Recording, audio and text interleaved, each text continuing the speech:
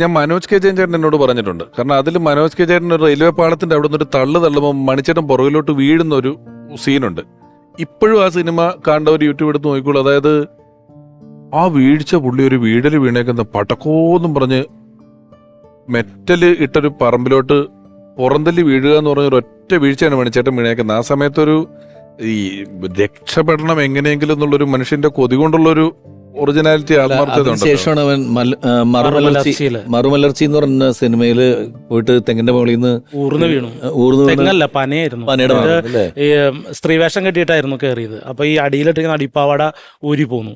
അപ്പൊ കയറാൻ പറ്റാത്ത ഒരു പ്രശ്നമായി. നേരെ ഈ ഇതിന്റെ പനയുടെയും മുള്ളുകളൊക്കെ ഇങ്ങനെ ഉണ്ടായിരുന്നു. നിറയെ ഇങ്ങനെ എന്താ പറയാ, വീട്ടിലേക്ക് ഇങ്ങനെ പൊതിഞ്ഞു കെട്ടി പോലെ അവസ്ഥയിലാണ്. മറുമലർച്ചി എന്നോട് മമ്മൂക്ക പറഞ്ഞിട്ടുണ്ട്, അദ്ദേഹമാണ് അവിടെ കൊണ്ട് ഇന്ന പോലെ ഒരാളുണ്ട്, അയാളുടെ വേഷം ചെയ്യാന്ന് പറഞ്ഞ് അവിടെ റെക്കമെൻഡ് ചെയ്യുന്നതും കൊണ്ടുപോയി ആക്കുന്നതും. അത് മുഴുവനും ചേട്ടനെ ഡ്രസ്സ് ചെയ്ത് ഉണക്കി എല്ലാ ദിവസത്തെ പരിപാടികളും നമുക്കായിരുന്നു. നമ്മളാണ് അതൊക്കെ ചെയ്തുകൊണ്ടിരുന്നത്. അത്രയ്ക്കും ഒരു എന്താ പറയുക, നമുക്ക് നമ്മുടെ ജീവിതത്തിലെ ഓരോ നിമിഷങ്ങളും നമുക്ക് ചേട്ടനില്ലാണ്ട് പറ്റില്ല. ഒരു ഓണം, ഒരു വിഷു, അല്ലെങ്കിൽ ഒരു രാത്രി ചേട്ടൻ വന്ന് കണ്ണാന്ന് വിളിക്കുന്നതോ ചേച്ചിന്ന് വിളിച്ച് കയറി വരുന്നോ ആ ഒരു ശബ്ദമാണ് നമ്മുടെ മനസ്സിൽ ഇപ്പോഴും. ഇന്നും ചേട്ടൻ വരും എന്നുള്ള പ്രതീക്ഷയിലാണ് നമ്മൾ ഇരിക്കുന്നത്.